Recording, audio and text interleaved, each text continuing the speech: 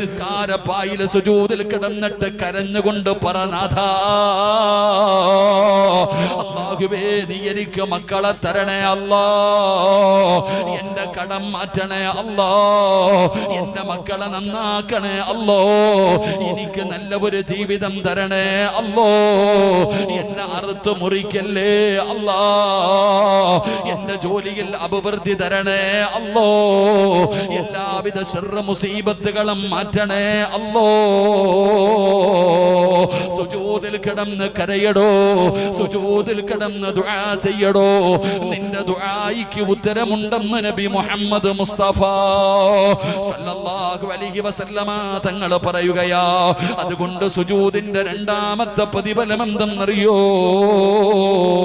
ഒരാൾക്ക് അല്ലാഹുവിലേക്ക് ഏറ്റവും കൂടുതൽ അടുക്കാൻ കഴിയുന്ന സമയം അത് സുജൂദിന്റെ സമയമാണെന്ന്